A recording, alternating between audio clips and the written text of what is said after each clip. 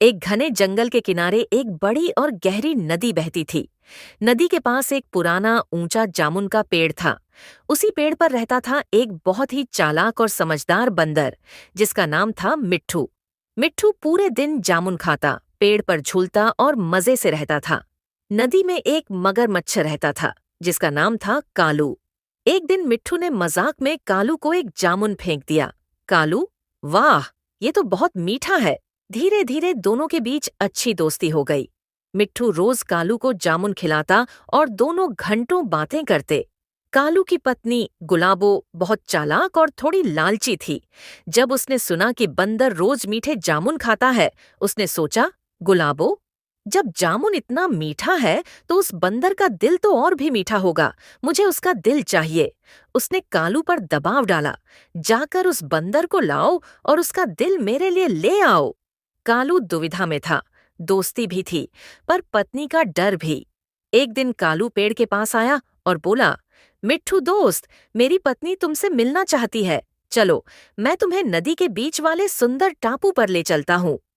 मिट्ठू ने थोड़ा सोचा, पर दोस्ती के भरोसे मगरमच्छ की पीठ पर बैठ गया। नदी के बीच पहुंचते ही कालू ने सच्चाई बता दी। कालू मित्र, मेरी पत्नी तुम्हारा दिल चाहती है। मुझे तुम्हें उसके पास ले जाना है। मिट्ठू डर तो गया। चारों तरफ गहरा पानी था, भागने का रास्ता नहीं।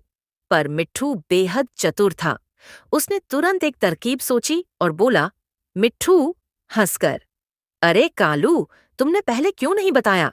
मैं तो हमेशा अपना दिल पेड़ पर ही रखकर आता हूँ, ताकि सुरक्षित रहे। चलो, मुझे वापस पेड़ पर ले चलो, मैं दिल ले आता हूँ। कालू बेवकूफी से उस पर यकीन कर बैठा और उसे वापस पेड़ तक ले आया। जैसे ही कालू किनारे पहुंचा, मिट्ठू एक छलांग में पेड़ पर चढ़ गया। ऊपर से चिल्लाया, अरे मूर्ख कालू, भला कोई अपना दिल बाहर रखकर घूमता है? तुम भी लालच में पड़ गए और तुम्हारी पत्नी तो उससे भी ज्यादा लालची है। अब मैं तुम्हारे साथ कभी नहीं जाऊंगा। कालू शर्मिंदा होकर चुपचाप पानी में लौट गया। कहानी का संदेश, लालच हमेशा नुकसान देता है। दोस्ती में ईमानदारी जरूरी है। चतुराई और समझदारी मुश्किल वक्त में सबसे बड़ी ताकत है।